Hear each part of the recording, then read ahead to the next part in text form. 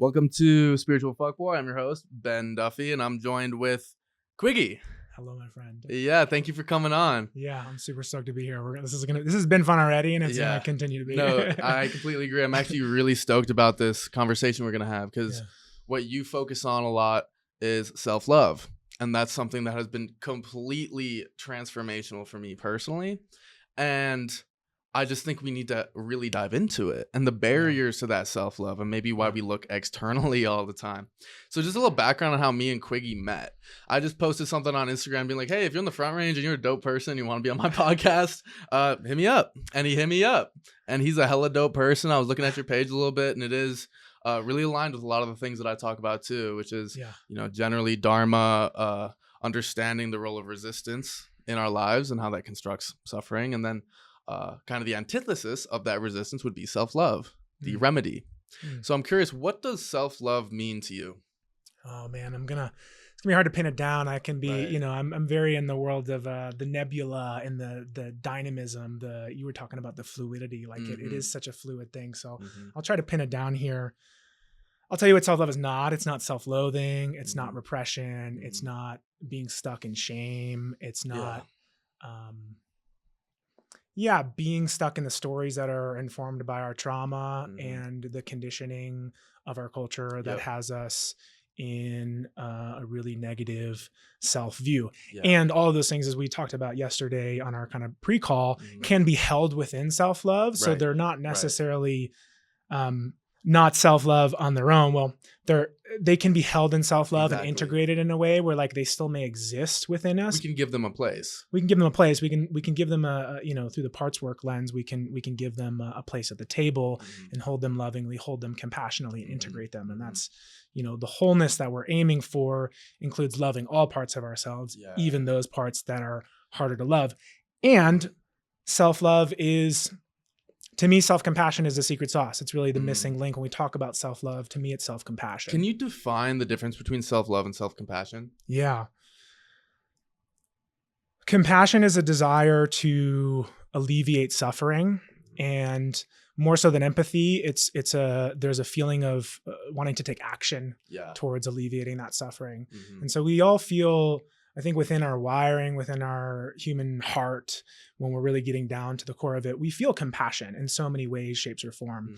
But we have been conditioned out of the ability to feel compassionate towards ourselves. And so we talk about these things that self-love is not. Part of the journey of self-love, I think really the most important part of the journey of self-love is not actually the affirmations and the manifestation and all the things that we want to move forward into in the positive realm. It's actually integrating and holding and loving with self-compassion the parts of ourselves that fucking hurt. So self-compassion is, can I look at myself? Can I look at these things? Can I start to witness these things that are coming up in my behavior, in my thought processes with like, wow, dude, this hurts, and I love you and I'm here for you. Beautiful. And so many things are coming to mind that we could talk about with this. And I think, so I love this take on compassion, which is that loving kindness, or just kindness in general, when we have that trait present in us, when we interact with suffering, it transforms into compassion. It's almost like kindness and suffering, when they blend together, turns into compassion, where yes, it hurts, and yes, it's still okay, and I still can hold space for this. And I think that what is coming to mind imaginally, archetypally, is this archetype of the warrior and the lover and the healer.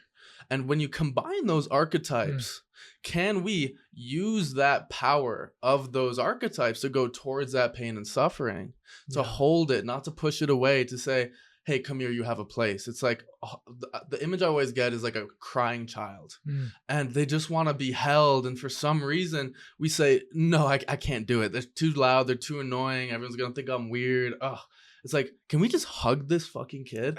You know what I mean? Can you be the warrior and say, yeah, fuck what everyone else thinks. I'm a hold this part of me that needs to be loved, because it's screaming. It's like, oh, it's actually like breaking my heart, that image, because it is so potent. It's like, imagine like a 6-year-old kid sobbing and no one's got him, bro. Ugh. Yeah. And that's how we function in our society. And I think we've talked about this too. You're a Buddhist practitioner, a mindfulness practitioner.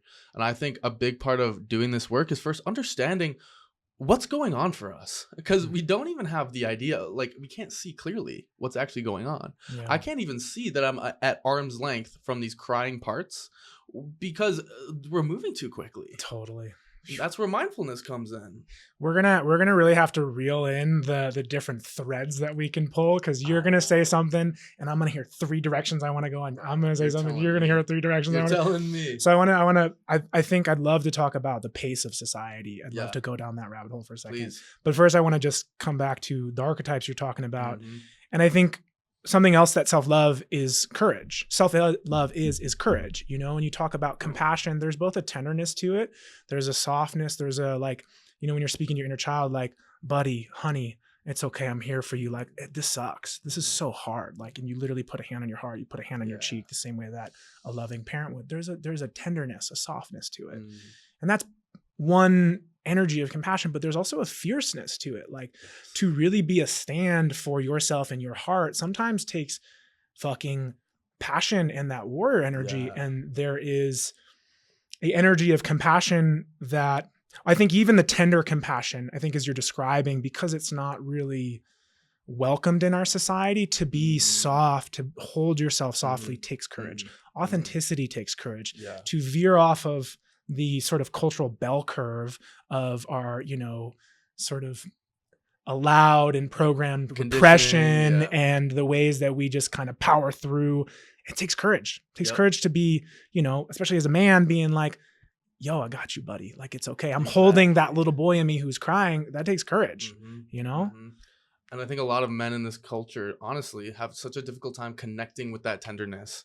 I think my theory is because we interpret it as weakness. Totally. I know if I connect with that, then people are going to know I'm weak, and then people are going to take advantage of me. My girl's going to leave me, and my life is going to fall apart. And obviously, for me, these are narratives that are unexamined. Like, so many, I think, men in the culture, and obviously not all men, but this is just a common thing, don't even know what's going on for them. No idea. Are not tapped into their emotions. And because they're afraid of that tenderness.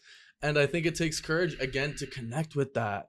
And for me personally, I first found that in nature by myself. When, like, you know, in childhood, I was always like a little nature boy, like swimming in the creek and like catching crawfish up in New York. And then coming out here and just like getting lost in the mountains for days. And like, that's when I could really tap into these underlying stories in my life that I wasn't even aware of. This is before I really started meditating. So it was like, I finally got that spaciousness in, you know, the scenery, and also in my mind when I was up in the mountains, in the woods. And then those things could come through. It's like, hey, you remember that thing that happened to you in middle school? Remember how that girl made fun of you in front of the whole class, or how you got cheated on twice in high school? You remember those things? And obviously you do, because those experiences, they hold that energetic signature in your body until you love them to death. They'll be there. They're going to be the thorns on our side.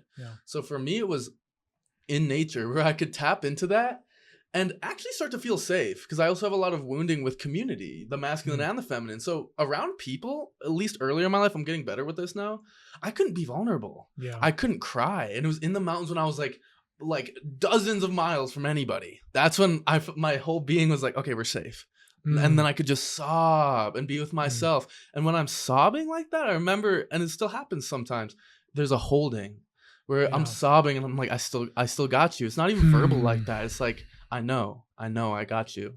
And it's like, that is so deeply healing. And I don't know if we have the containers for a lot of people to experience that. We're building them, you know, we're building them. We're inviting that. And just something that comes up as you describe that, you know, really beautiful early experience. And something I teach is that mindfulness is not one size fits all, you know, and there's so many different ways to meditate. And I'm just hearing like a really beautiful example of like nature as meditation to you before you even got to, and we both like to sit and meditate. I love to sit. We love it. We just did 5 minutes right before we got here, and it was amazing. And we're dialed in, we're centered, we're good, we're calmer. And it's not the only way, you know, there's so many ways to use. And, you know, I don't want to speak for you, but I really think that meditation, mindfulness, the ideas, the concepts, the practices within this, you know, philosophy are really what's going to guide us to those kind of moments where we're able to really integrate and feel ourselves fully and soften and show up more whole in the world. And for you, nature was just a meditation. And for many people it is. And so like, you don't need to sit on a meditation retreat. I highly advocate for it because I think it'll blow your fucking mind. Yeah.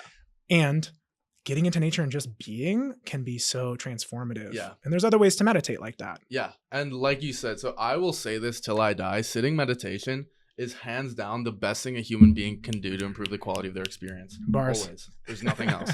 Doesn't matter the money, the status, the power. If you sit for 30, 40 minutes a day, the quality of your life will improve dramatically, because it sort of is not only like a remedy for problems, because when the mind is very still, you understand, where are the problems? Oh, they're always in my head, built off certain narratives of this is not okay, this doesn't fit my life, oh, these people don't like me, and that's not okay. Okay, these are stories in your mind, and when you calm the mind, all of a sudden the problems start to fade. So it has this kind of remedy for suffering, and simultaneously it's sort of like a proactive deterrent of suffering, because your mind gets so still, calm, and you can see things clearly and organize the mind. Much like I see like a cubicle. Like imagine a cubicle, there's shit everywhere, staplers dumped over, there's coffee everywhere, and you don't know what the fuck is going on. And when you sit, you kind of organize. And yes, there's still problems, there's still things you got to get done, there's still things you wish you did differently, but now they're organized and the mind can rest. And so as you sort of proactively just stop quote unquote problems from taking root. So again, I say that sitting meditation again is one of the best things we can do to improve the quality of our life. Yeah. But on the other hand, I will never talk down on any other form of, again, contemplative practice, like playing music, dancing, listening to music, even reading. It could be, again, walks in nature. And for me, the reason that meditation, being in nature, music, the reason it's so beneficial is because it allows the mind to settle. Like when I'm in just the woods, when I'm in the mountains, my mind is settled, not much, stimuli coming in. Yeah. So I get to see what's here now. Yeah. And the same with meditation, on a cushion, is the turbid waters are becoming clear and settled. And all of a sudden I can see where I'm holding on. I can finally see where I'm hating myself. And for me, that was a difficult thing to come to terms with, because when I first started really meditating, and psychedelics are really useful for this because they blast you into a very sensitive place where you can see quite a bit. We'll bookmark that for now and just sit with meditation and being in nature. But when you can see clearly, it hurts. It hurt me to recognize, wait, my life is not what I wished that it was. I feel like a fucking loser. I feel like I don't measure up. I feel like everyone's better than me. Oh my God. And when I can see it clearly and it's, I can't look away. I can't numb in the same way. Bro, that's game time. Yeah. That's when we call on the archangels, and that's when we call on the courage. Because what is the antidote for fear? Always courage. And we all have that in us. If we can choose to call on it, recognize the courage of us, our families, our ancestors, the angels. And I mean that in a more imaginal sense, or who knows, maybe some literal beings out there. Call on whatever gives you that sense of courage, because that is the antidote for fear. And I think, again, that's step one, is I think identifying, where am I resisting? Where am I holding on? And recognizing that when I resist, I am constructing suffering. And again, the antidote for that resistance would be love, openness, allowance, being with, giving space to. Yeah. Yeah. And in my experience and what I teach and what has felt to be really true to me is, I think the narrative and the conversation in the healing and spiritual world is really focused on letting go.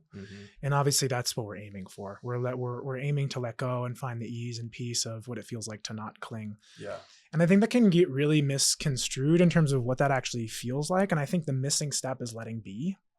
Boom. And I think when you really sit, or I don't think I've felt and I've experienced, and I guide people through, when you really learn to just be with things, with discomfort, with pain, with that self-loathing, with these realizations, letting go happens naturally. But it's not something that you can force or push. And we're such a rat race, force, push, get on with the day kind of culture. And so we really want to let go, and we want to let go fast.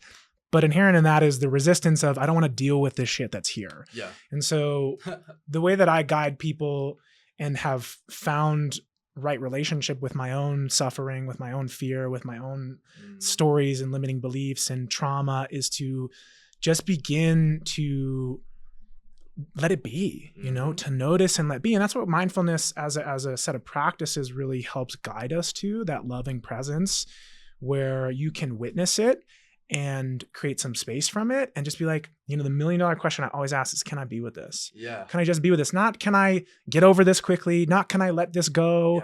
Yes. Not can I, and there's letting go ritual, and there's things that we can do. So I'm not saying that letting go entirely is something that we should avoid practicing, but I think letting be is really a missing ingredient in that stew. Right, exactly. And I think, like you said, letting be can be the medicine that we're needing. And it's a slight shift in the semantics and how we're phrasing it that actually makes quite a big difference. Yeah. And because for me, it's like, if I want to accept the pain in my heart, the fact that I didn't get the childhood that I wanted, the fact that I'm not where I want to be in my life, when I feel that somatic experience of the tightness in my throat, the tightness in my chest, the flightiness, the dissociation, what do you mean let that go? It almost doesn't compute.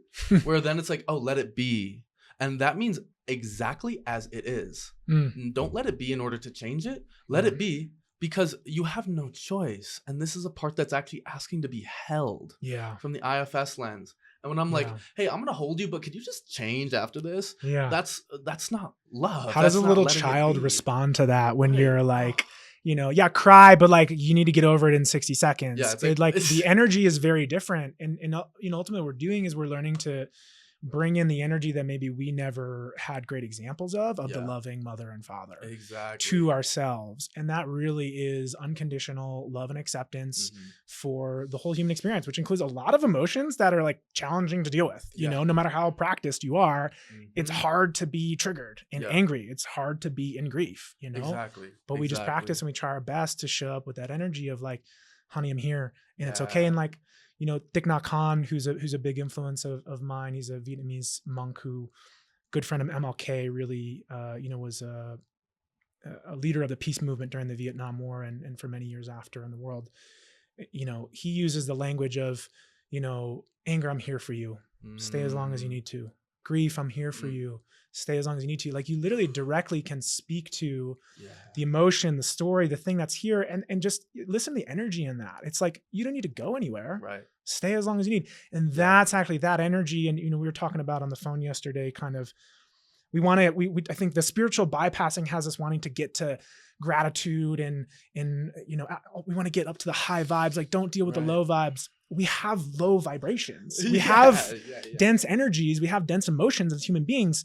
And so the more human, feet on the fucking ground, not head in the sky, but also in your root chakra kind of way of approaching an integrated life also includes, how do I work with that density? Yeah. And I think when you bring this energy of you can stay, it's okay, you're actually creating more space and kind of raising to an energy of acceptance and compassion, which is looser. Yeah. And there's room to move. Ooh, that's so interesting, bro. There's so many threads, you already called, that I could follow right now. First is this notion of, in my mind, what true spirituality is, which is, again, it's obviously the goal. We want to get to these transcendent states. We want to enter the kingdom of God. We want to find nirvana, the end of suffering, for sure. But the question is, how do you do that? And unfortunately, if you actually start on the spiritual path and you're not just using it as a mask or some fun activity to engage in, it's going to be difficult. That's why I always say it's a warrior's path. You have to rise to the occasion of going into the pain, into the suffering. Because for me, this dawned on me early. And at first it was, a real bummer, but I see it now as a blessing, which is the recognition, there's no way out, as in there's no way around.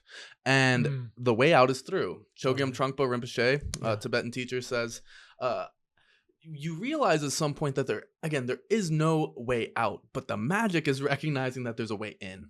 Ooh. And there's a way into the pain. There's a way into the grief, into the anger, the loss, whatever it is. And when I can connect with it, and I mean really connect with it, no space, it's right there. Buddhist teacher Andrew Holacek gives the metaphor as a boxer in a clinch. You're so close to that pain that it can't hit you. It can't hurt you because you're so close to it. And it's once we start to give it space and say, I don't like this, get away from me. Again, that is resistance to what is. You're going to get a right hook. Exactly. So that is how we construct suffering. And that's also how we construct, let's just say, persistent issues. Because what we resist persists.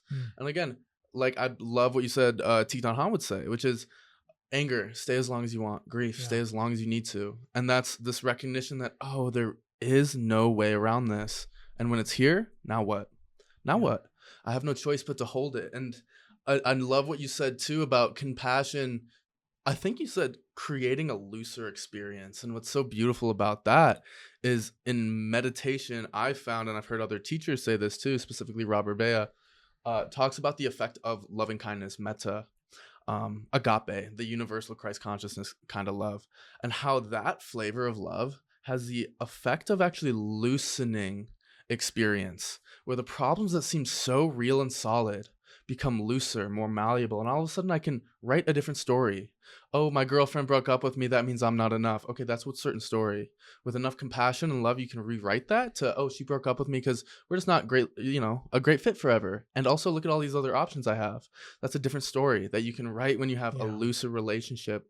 And what causes us to solidify our problems and to make them actually seem very real at the level of our perception is resistance. Because the more that we push something away, i.e. A problematic narrative, the tighter it gets. Because you can't resist something that isn't real. The more you push against a story, the more real it becomes at the level of our perception. And the more that we can love our trauma, our narrative, the more fluid it becomes. And then we can start to really rewrite, again, the trauma of our past. Where, who knows, I'm just going to use an example. Like, maybe my dad had to beat me so that I could become resilient, so that I could find my direction in life and find this need to heal others, this gift I have. Maybe, again, that's a certain narrative that leads to empowerment here in the present moment, versus when we're buying into the victim narrative. Why me? Why was my dad such an asshole? Why is the culture so fucked? We lose our power and we feel disenfranchised, again, here in the present moment. So what allows for us to have that malleability in our stories is self-love. The love of our stories. It's like counterintuitive. If you wanna, so as a therapist with clients, a lot of the time I hear, I feel like I'm not enough, especially from men. And I this fucking crippled me for a huge period of my life. Actually, this feeling of I'm not enough. Everyone's better than me. I'm lacking something. And it's so interesting. I always ask these guys, like, because they're like, yeah, I don't know if like my partner really loves me, or if like I'm doing well at my job, or what if my career is going well. And I'm like, well, the question is, are you enough for yourself right now? And that's an open question. And you see some like gears start to move for people where they're like, wait, I never thought of that. And noticing so many people look at externally for, hey, babe, do you think I'm enough? Or, hey, culture, is this car nice enough? No. Yeah, that's a Lexus, bitch. Get the G-Wagon, man. Come on. And it's like, dude, you recognize when we're externalizing that power, we're actually letting other people and the culture choose if we're enough. And we can take that power back. Yeah. So let's go down that. Let's go down that one for a second. I think that, in my view, codependency is a atrophied ability to offer yourself some contribution to the needs, desires, and values that you as a human being have the responsibility to fulfill for yourself. So like within that story of I'm not enough, there's like a real honest need of like, I need to feel validated, or I need to feel important. And when we're really, and I think, our generation and our parents' generations, like they just, and relationships have been changing so much. And I think, I'd love to talk about the culture too, and how, living in houses behind a keyboard, we're just like so disconnected from the village, which is how humans are raised. Like we're wired to be interdependent, and we've gotten into increasing isolation, especially in the West. And so when we go into relationships, it's a petri dish for codependency, because we're looking to have this one person fill all of these needs and roles for us that we're not really attuned to actualize a village around us to support. And we're really emotionally immature and atrophied in our ability to offer that to ourselves. And so, the work that I do is really about, and I recognize this within my own consciousness. Like there is like comparison, like, yeah, the world, Always. and you're on social media, dude, this shit's hard. Yeah, it's hard. You're in the fucking arena. Social like media talk is about the warrior pressure shit, cooker, dude, bro. like it just pokes and prods everything, and they're doing it in a way that gets you into your limbic system. But when you're in a relationship and you're like, I'm not enough and I don't know if my partner loves me, I think really where we go first, and where I've gone in my transformation and where I teach people to go, is to, you have a real need that like you get to ask a partner to support you in meeting, so like if I don't feel enough, maybe the conversation needs to be had of like, babe, I've got these love languages and it would really be beautiful if you could find a place of generosity to support me in feeling more enough. And it's not 100% your responsibility. And before we can really go there in an integrated, healthy way where we're not like, white knuckling the fucking table while we're asking to have our needs met, we need to start to play a role in that. And so, some of the needs that I've identified in myself, I really need to be heard. Like I had very, ego-driven, unconscious parents. I was not heard. And so in my relationships in my 20s, there was this wound of not, no matter how heard I actually was in reality, I didn't feel heard, And so in my healing journey, I recognized, am I actually hearing myself? And what would it look like to start to listen to myself? And I'm telling you, dude, like even last night I was getting excited about this. I go walks in the neighborhood and I'm just talking out loud, like in the middle of the street, like a crazy person, because I need to hear myself. And that is nourishing for me. And that is self-love. And that's a part of bringing, I love Gestalt principle of like, we need to bring and this is really a mission for me. I really believe that like, as a culture and a collective, we're really fucking up and we're so divided and disintegrated from the ecosystem that is reality. And we get to, and I focus on self-love because I think what's missing is me showing up as a more whole part to contribute to the greater sum of our individual parts.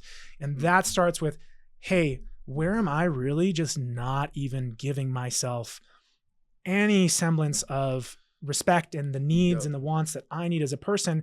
And once you start to like fill that cup up and become a little bit more competent with it, your nervous system relaxes. And so when you ask other people to support you in meeting those needs, or you show up with your insecurities or your stories, you're not coming from a place of like total unconsciousness and agitation, which just triggers other people. You come with a more settled, like, you know what, I'm really hearing myself to the best of my ability. And like, babe, I really want to feel more heard in a relationship. And can we work together on this? There's a collaborative energy. Codependency is very clingy. I'm trying to get something from you that I can't satisfy in any way, shape, or form for myself. And so like, if you don't give it to me, I'm going to die. That type of energy. That kind of type of energy is what we're trying to shift out of. And so all the things we're talking about, learning to let be, learning to be with our suffering, learning to be with our big emotions, learning to listen to ourselves, learning to hear ourselves, to hold ourselves, then we can show up with a little bit more space in our system to collaborate instead of compete. And I think it's so beautiful hearing you speak about self-love in a relationship. And I hear also an expression of self-love is learning how to ask for what we need. Learning how to ask for what we need. And that's the thing. Like for me, I'm such a heavy avoidant attachment style person historically that I just never wanted to reach out ever. I just wouldn't do it. I'd be like, nah, I'm good. And it's like, I'm still deeply in pain, but I'm like figuring it out on my own. And we just had a podcast here with a polarity coach who really does a lot of men's group stuff. And he's like, dude, you can't do it by yourself. And I recognize, dude, I can't do it by myself. And like, even having to ask a partner for so long was so vulnerable for me to ask like, hey, can you show up for me like this?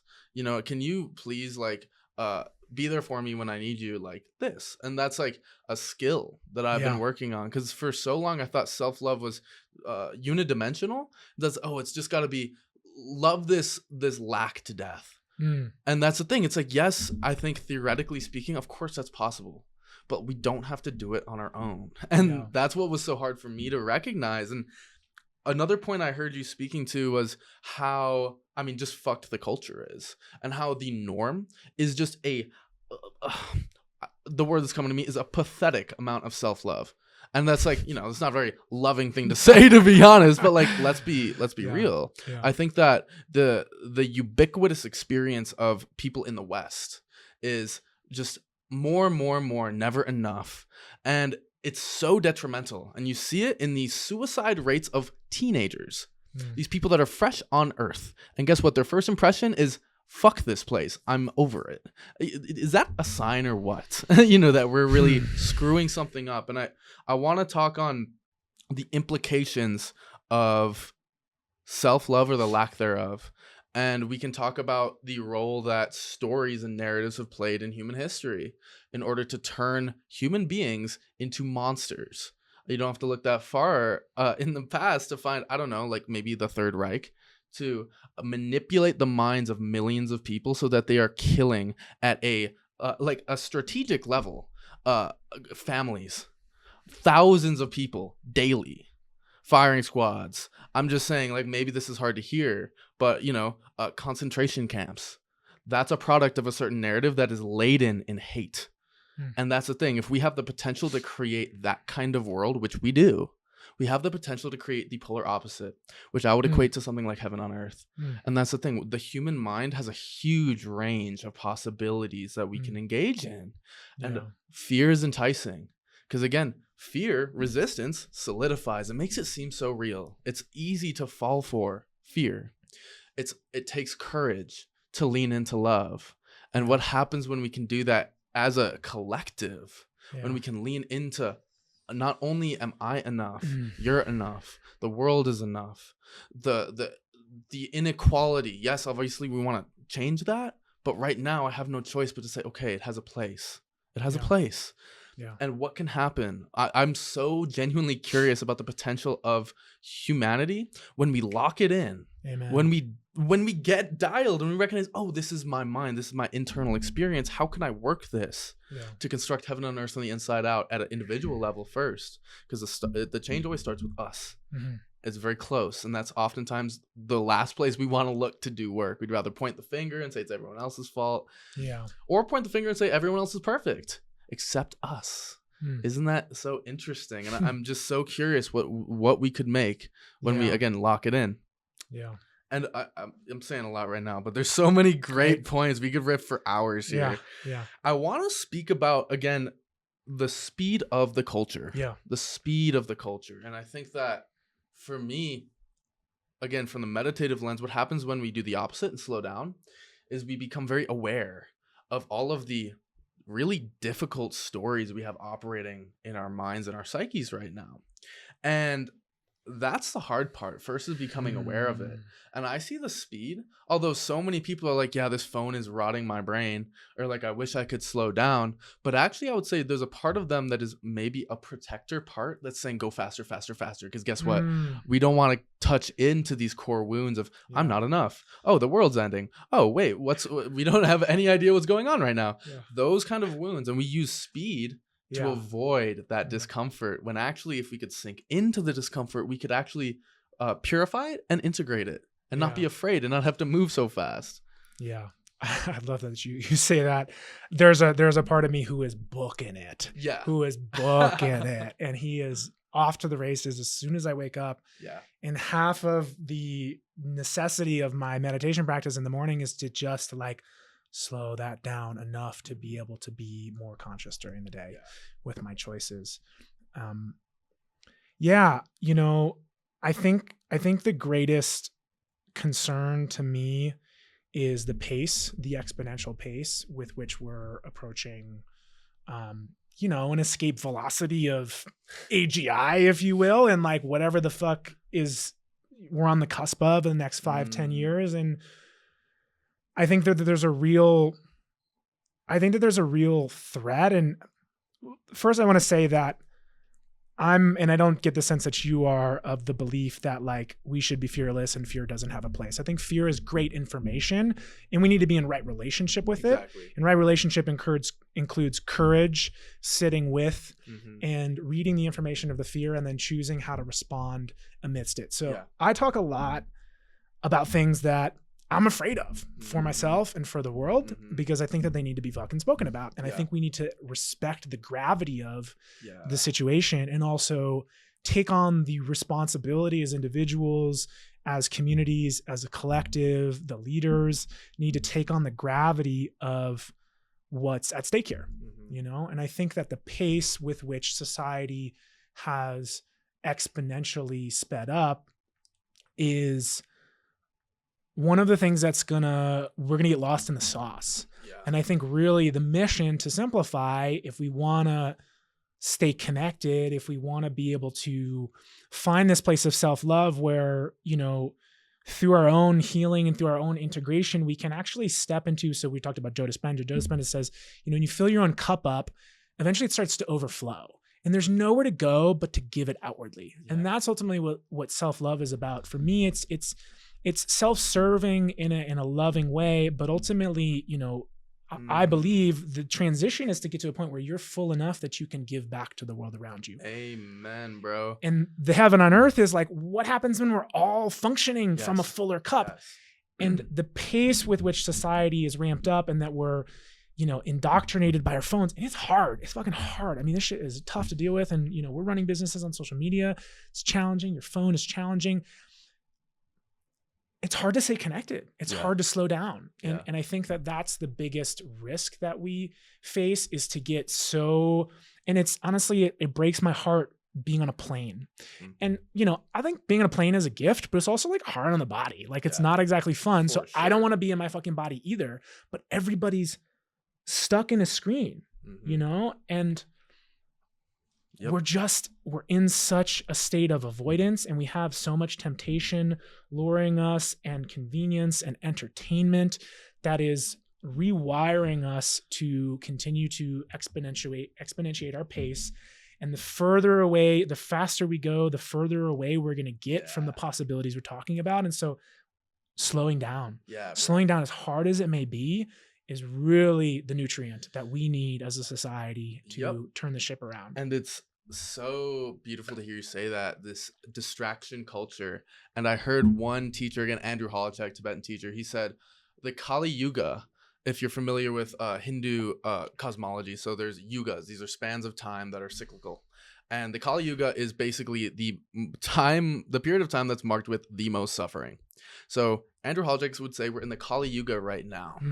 And what marks all this suffering and spiritual decline is distraction. We're in the age of distraction. And how does that spawn suffering and spiritual decline? Because these subtle narratives that are not just in your head, they're living in our bodies. They become our experience. Those narratives of fear, of lack, of doubt. If we actually had the courage, the mindfulness, and the discipline to see them clearly, they would dissolve. Because when you see them clearly, this self-loathing, the fact that I'm scared about where the world's at right now, which I would say, if you ask any human being, like, yeah, there's going to be some fear there. There's so much uncertainty. If you're saying, oh, the future's going to be completely fine, I have no fear, maybe a little bit delusional. Let's be honest. There's so much potential for things to go really wrong. So what can happen when we sit with that and allow it is we start to purify it by giving it space, by learning how to hold our fear, by learning how to hold our doubt, our senses of lack. There's a purification underway in the whole being, mind, body, spirit. And when we can purify those things, we can let them go through self-love. And I always word it like this on meditation retreats. Like I went through this phase of a few years where I did like 4 week-long silent retreats a year, just because I was like, you know, on the path. And I was like, fuck it, we're figuring this out. And I saw so clearly that on those retreats, anything that I could come to terms with about myself, my past, my future, life, death, whatever I could come to terms with, I could let go of. It came and it went. And eventually day 6, 7 of a week-long retreat, I am only left with all of the shit I cannot accept. And that's where I'm just crying. I'm shaking. I'm like hunched over in meditation. It's dark. And that's the work of, can you hold this? Can you hold that we don't know what happens when we die? Can you hold that the bombs might fall? AI might take over. China might invade. Who knows? We could have infinite different catastrophes happen that would be really tragic. Can you sit with those possibilities and not look away and not try to, again, bypass and say, oh, but we're all love and light, so it's all okay, right? No, you need to sit through that in order to purify it, because on the other side of learning how to hold that pain is freedom from it.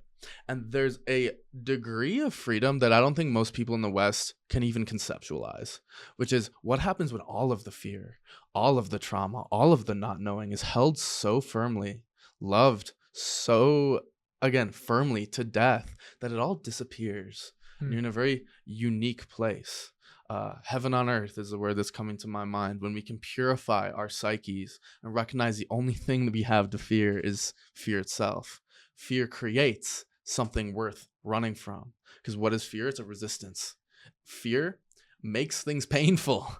Yeah. And it's so interesting to me, because I think fear is natural and I think it's healthy, but it's all about how we relate to it. Yeah. And for a lot of people that suffer from heavy anxiety, I've found this to be true for me, at least when I was really anxious, is you actually have to be afraid of the experience of fear in order for it to amplify to this crazy crippling level.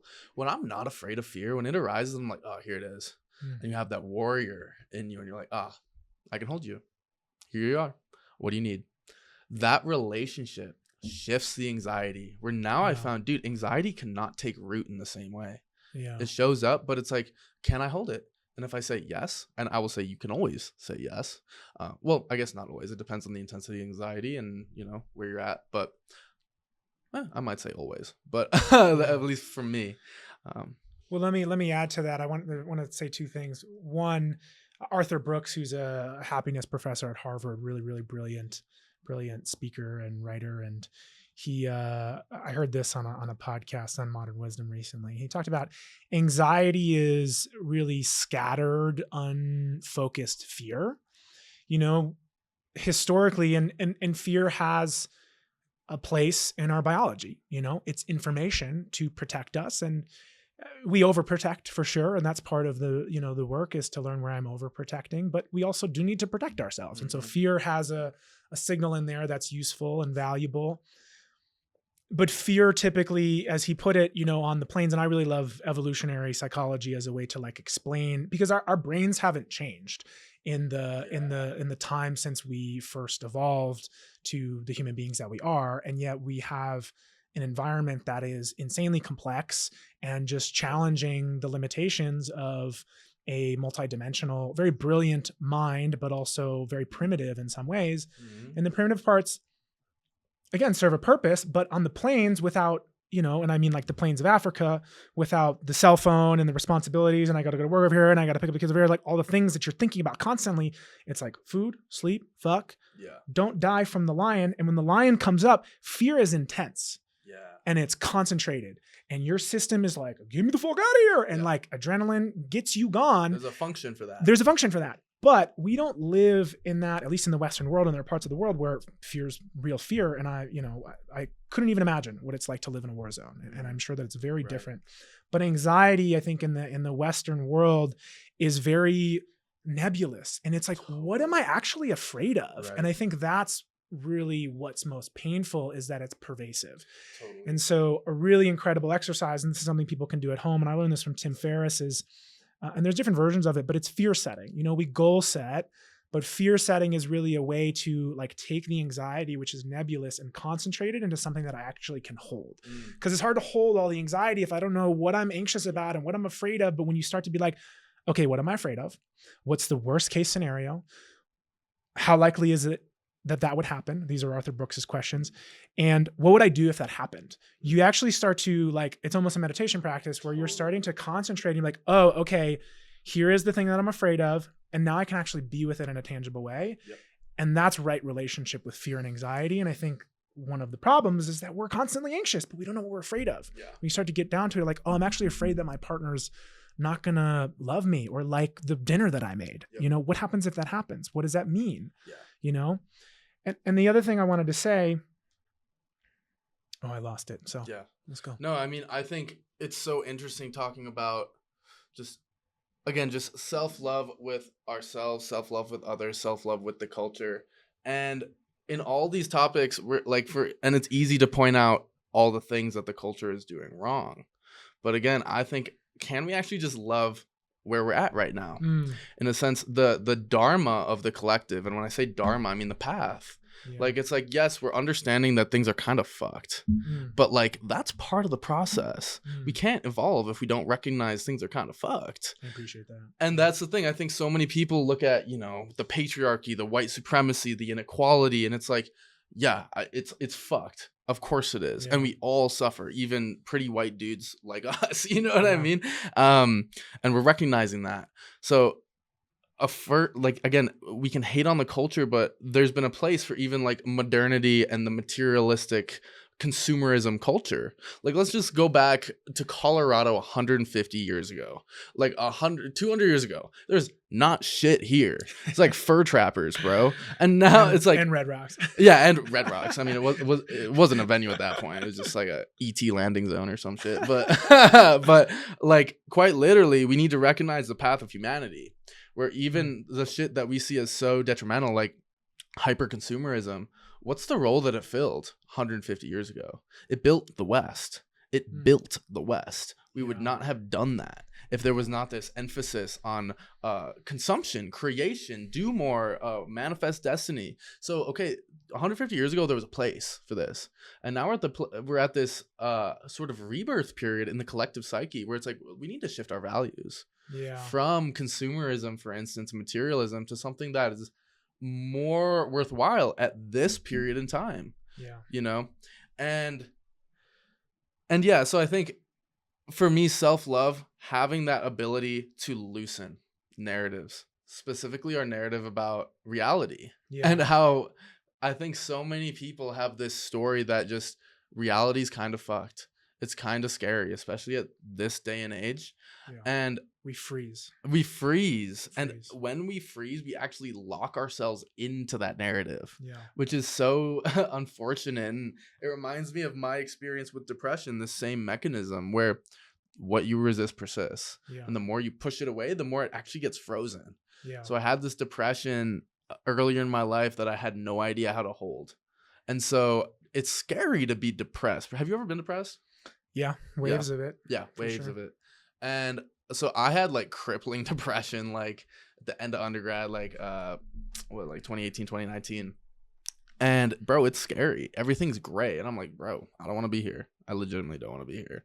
And it's terrifying when you're in it. And it's so scary that, again, to the untrained mind, of course you push it away. Of course you do. Even to the trained mind. But that's the thing. I really learned through that depression. I came to this point where I recognized it just dawned on me, I will never be depressed again. Because I recognized what caused it. And it was that pushing away. I could not accept myself. I could not accept myself as anything less than this huge idealized version of me. And because of that, I just, again, trapped the depression inside me. Because I was like, resist harder. Remember, this is getting worse. Oh, you got to resist more. And again, there's nothing to fear but fear itself. And it's like, once we can start to love that experience, it starts to free everything up. Yeah, beautiful. Few things. I think one, I remember what I was going to say earlier, and I think it's important. And I think in developing right relationship with fear amidst the world that we live in, I think both of us are a little bit crazy, you know, we're a bit outliers. Always. Like, let's go on a bajillion fucking meditation retreats and go into it. Like, that's not the path for everybody, you know. Right. And there's a need to titrate, and I hope that, you know, we're talking about real shit here that maybe doesn't get talked about so honestly in you know, public spaces.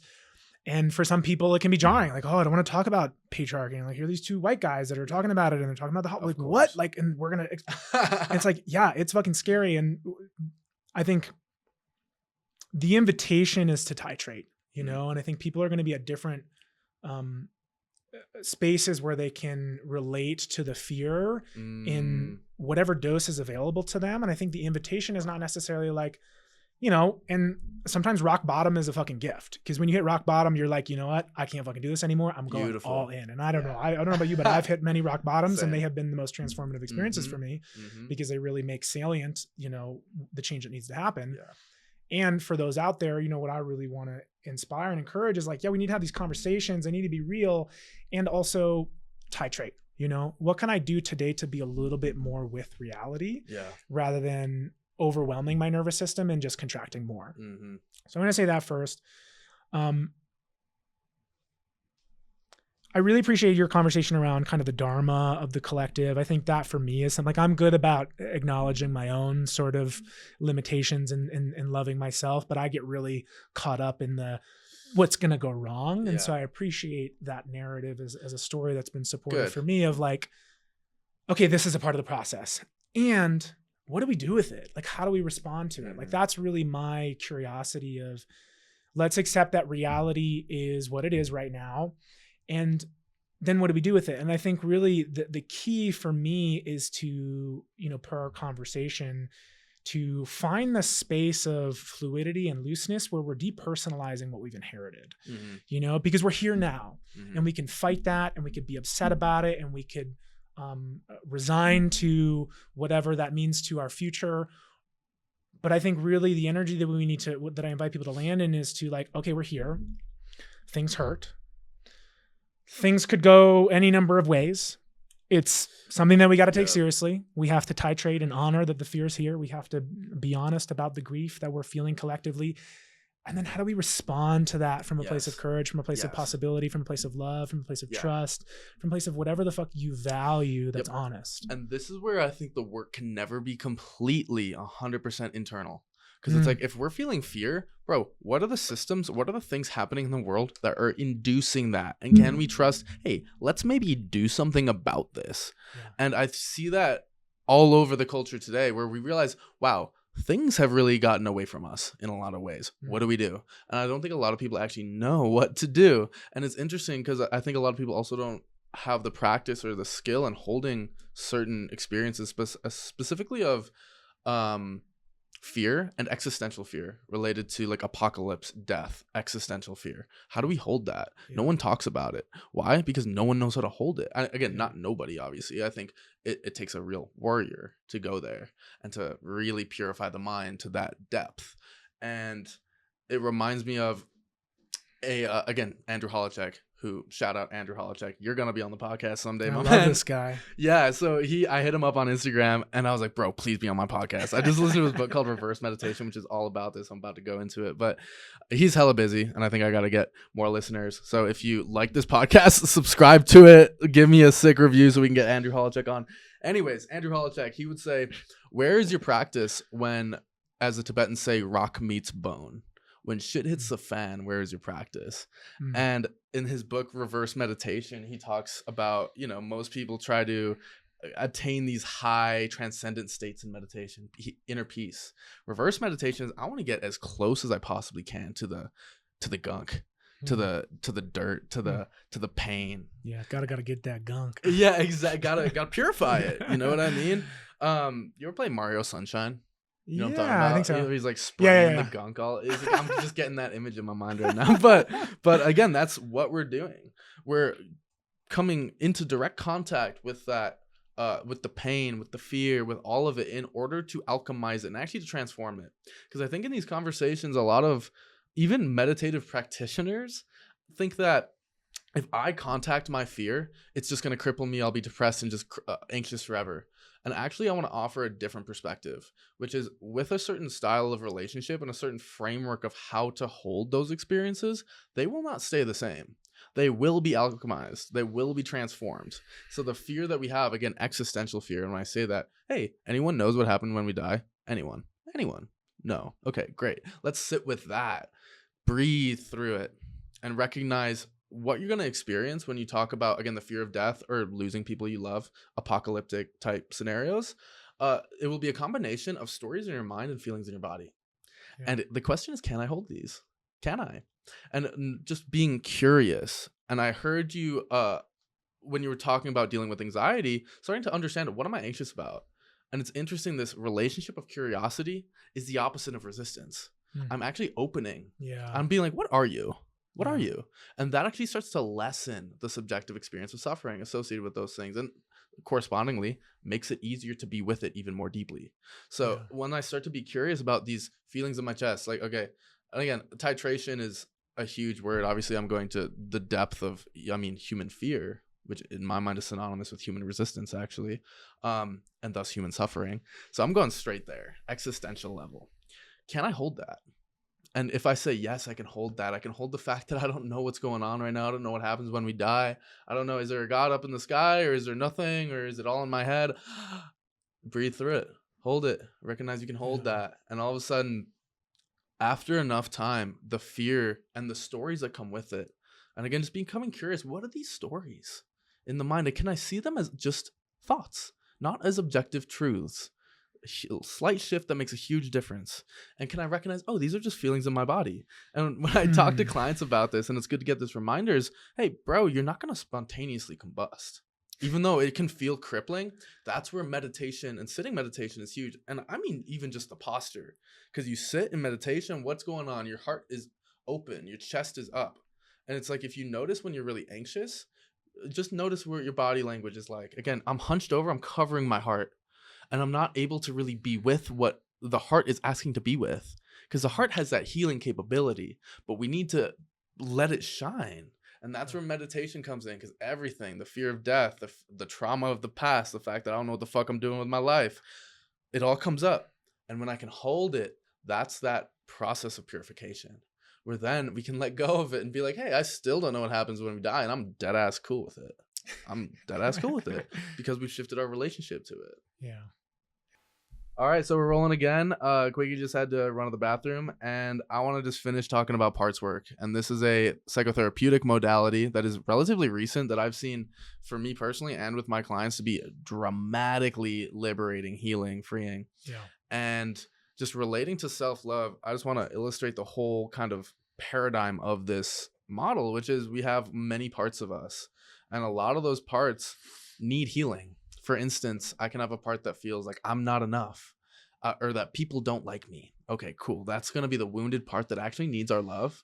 But instead of actually holding that part, we develop protectors like people pleasing or overworking or make more money, whatever it is. Or addiction, heroin addiction, porn addiction, whatever it is.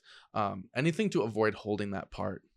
And it reminds me of a line, I think from the Buddha. Yeah, I think the Buddha himself said this, which was, you can wander to the edges of the earth for 1,000 lifetimes, and you will never find an individual more worthy of your love than yourself. And all of these parts.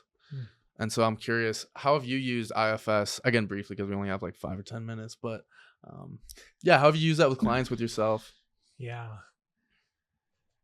You know, I think IFS has been something that has felt so true in my growth through Buddhism. And it's so aligned with the things that we've been talking about. And it puts such a beautiful description on how to do this in a way that's really tangible and speaks to the level of the subconscious, which really speaks in imagery. And, you know, when we can use that language with ourselves, there's so much healing capacity. You know, what's really been informative for me is the systems approach of internal family systems. So I was speaking earlier to, like, you know, we are interdependent. We exist in ecosystem. And so there's a bridge, I think, between, you know, regenerative culture and deep ecology and some of these different lenses from which we can look at how to heal ourselves collectively and how we can right our relationship with the earth and with nature. And it really, it tracks from the top to the bottom. And I think that parts work and the integration that we're talking about and being with all of our parts and being with emotions and learning to love them is really, you know, if there's an invitation, and the connection that I want to make is that, because I'm a visionary and I believe, like, let's change the fucking world. Like, we got a thing to get, we're in this together, brother. You know, and you can talk about it from the big up, you know, high scale here. And it's like, well, how is that tangible for, you know, human being A and human being B, who, you know, are doing whatever the fuck they're doing as they're listening to this? What do I do? Parts work, I think, gives a really beautiful answer to that, because when you start to come into right relationship with the ecosystem that is you know, because we're really an ecosystem, we're a family system on every level of reality, we're relational. So we're parts work, internal family systems gives a way to integrate and create cohesion and collaboration with the internal ecosystem that is you. And that includes, really, the work is to not just hold and integrate the parts of ourselves that we've repressed that are screaming for our fucking attention and have been denied for many years, but it's also to get online the parts of us that are fucking dope. Yeah. You know, because when both of those are starting to come online, the ecosystem gets to thrive. And that's where we become the sum of our individual parts becomes greater than them on their own. Yeah. And so then when we're ecosystem dialed in, now we can start to relate in our families, in our communities, and in the world, which are also ecosystems at every level. This is interbeing, this is interrelation. And so, so cool. We integrate and we learn to love ourselves, and we bring in compassion, we bring in curiosity, which is the antidote to resistance, which is the antidote to being stuck in stagnation. When we start to get our ecosystem online, when the ecosystem is thriving, I mean, fuck, the world is so powerful. Exactly. When the ecosystem is thriving internally, my cup overfloweth. And then if we can do that, when we do that as a culture, our cups overfloweth. And then what? We just want to help other people. And I think there's something so profound about loving ourselves to the degree where I just want to help other people. Yeah. Andrew Holacek, again, shout out Andrew Holacek. He gives the metaphor, the image of you're at a sleepover, like, and you're awake and you've kind of figured it out, and all your friends are having terrible nightmares, and you just want to wake them up. And you're like, hey, can we do that as a collective? And I have this vision of, I mean, this is prophetic. I mean, the resurrection of Christ, they said, would be a community. The Buddha said the same thing. The second coming of the Buddha, or, you know, there's been many Buddhas, but the next Buddha will be a community. And it's like this community of those whose cups are so full. I just want to serve. Because guess what? At that point, I get the juiciness from life from helping others. There's something so profound there. And we have to end in a minute, but IFS also talks about the nature of the self. When we're not blended with these parts, when we've loved them all to the degree that they need to be loved, who are we? And there's, you know, I think 8 C's, kindness, compassion, creativity. You go towards suffering organically because you want to heal. And that's the thing. We're all, it's giving me chills, angels. We are, when we're able to love and integrate all parts of ourselves, and we all deeply want to serve. Deeply, when we've learned how to love the lack, the I'm not enough, the people don't like me, love it all so that it all kind of dissolves into the beauty of what we are. And so I think we have to wrap up for now, but beautiful conversation. Quiggy, you're dope. This was sick. Dope as well. I appreciate it. And do you want to shout out what you're doing, what you got going on for yourself?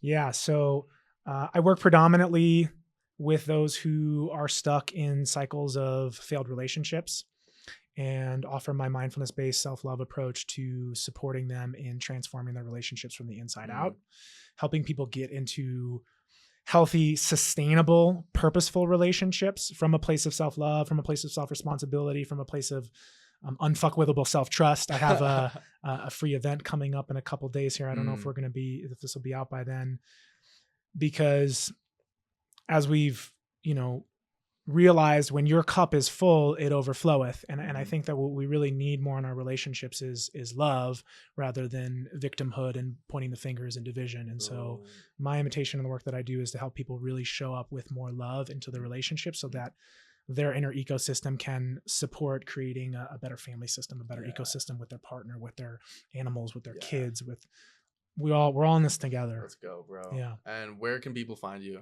People can find me at Quig Cultivation on Instagram. Right now my website's under development, but it'll be back up and running soon at quigcultivation.com as well. I also run a free mindfulness class on Mondays in Denver at Archipelago called Coming Home to Us. Nice. Yeah. Beautiful. My man. Thank you so much for coming on. Deeply appreciate you, bro. You're a beautiful speaker. Thank you. You're so fluent in the way that you bring these things bro, likewise. to life. I was gonna say, man, I was kind of blown away. You got away with words. Yeah. Let's go. Well, hopefully this is the first of many conversations. Again, this is Spiritual Fuckboy. Thank you for listening. Andrew Holacek, come on my podcast. Andrew Holacek, let's go. Come on.